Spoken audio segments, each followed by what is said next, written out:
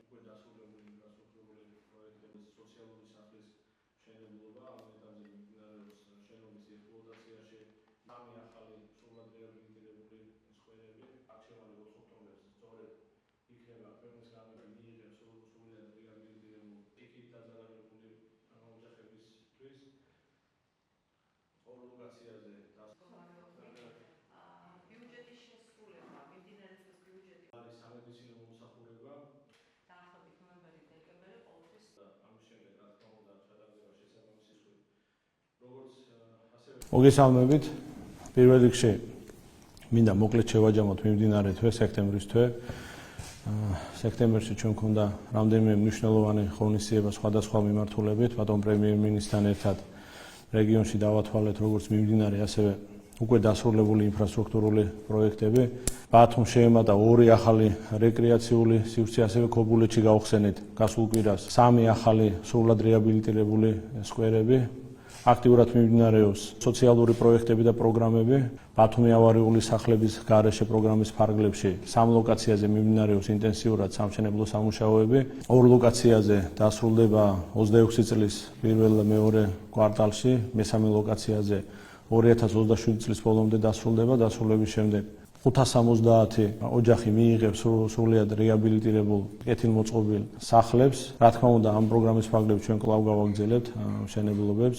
უკვე დასრულდა ხელვაჩაურის სოციალური სახლის მშენებლობა. ამ ეტაპზე მიმდინარეობს შენობის ექსპლუატაციაში მიღების პროცედურები და ამის შემდეგ ჩვენ უკვე დავიწყებთ ჩვენი ეკომიგრანტი ოჯახებისთვის ბინების გადაცემის პროცედურებს.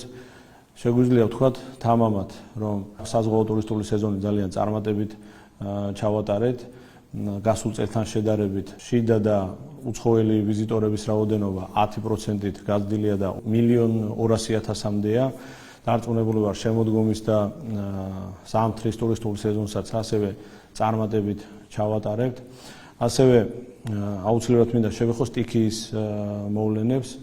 მოგეხსენებათ სექტემბერი მიმდინარე თვეს რამდენიმე მუნიციპალიტეტში შეგვექმნა გარკვეული პრობლემები, თუმცა სალიკვიდაციო სამუშაოები თითქმის უკვე დასრულებულია. ამ ეტაპზე მიმდინარეობს კონკრეტული საკითხების შესწავლა და ამის შემდეგ რა თქმა უნდა ჩატარდება შესაბამისი ღონისძიებები.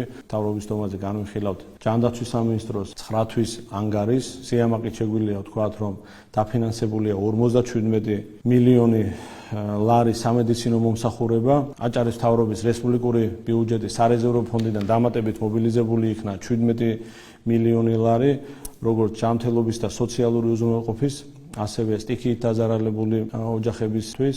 ეს ყველაფერი რა თქმა უნდა მეტყველებს იმაზე, რომ ჩვენ როგორც ერთი გუნდი მუშაობთ ჩვენი რეგიონის განვითარებაზე და ჩვენი მოქალაქეების მოსახლეობის კეთილდღეობაზე.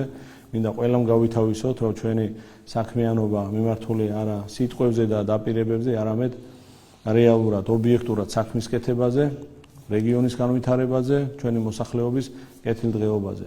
დარწმუნებული ვარ, ჩვენი ქვეყნის და ჩვენი რეგიონის არჩევანი 4 ოქტომბერს სწორედ იქნება ქვეყნის განვითარება და კეთილდღეობა და ერთად დგომით ვერაფერი ვერ შეაჩერებს ქვეყნის წინსვლას და წარმატებას.